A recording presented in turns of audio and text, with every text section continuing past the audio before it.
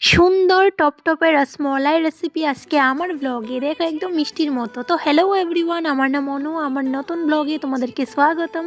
তো গাইস আজকে টপটপে রসমলাই বানাবো, তো তোমরা আমার ভিডিওটা লাস্ট অবধি দেখতে থাকো। চলো স্টার্ট করা যাক। এই দেখো এখানে আমি কয়েকটা মিল্ক পাউডার নিয়ে নিয়েছি, তো দুটো ডিম নিয়ে নিয়েছি।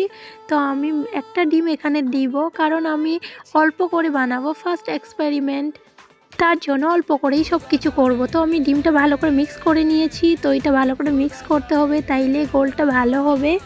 তো গাইস মিক্স করা প্রায় শেষ। এখন আমি মিল্ক পাউডারগুলো ভালো করে ঢেলে নেব। তো আমি এখানে মিল্ক পাউডার 3টা নিয়েছি।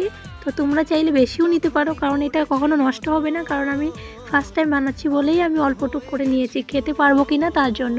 তো এখানে আমি সোডা দিয়ে দিয়েছি, আমাদের ভাষায় বলে এটাকে খাওয়া ছোটা। তো আমি ঘি দিয়ে দিয়েছি। তো ঘি ভালো করে দিয়ে ভালো করে মিক্স করতে হবে। তো গাইস তোমরাও খুব সহজ উপকরণে বাড়িতে বানিয়ে মাদেরকে খাওয়িও, খুব হ্যাপি হয়ে যাবে।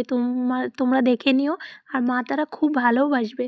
তো গাইস আমার মিক্স করা প্রায় শেষ হবে, কারণ এটা ভালো করে মিক্স না করলে পরে ভালো করে গোল হবে না জিনিসটা। তো তোমরা পরিমাণ মতো ডিম দিয়ে দেবে।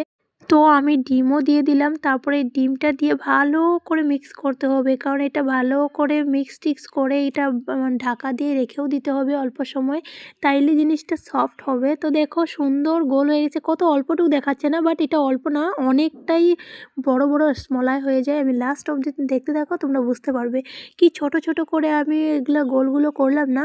তো দেখতেই পাচ্ছ তোমরা। তো আমার প্রায় গোল করা শেষ হতে চলেছে। তো গাইস দেখো আমার গোল করাও শেষ।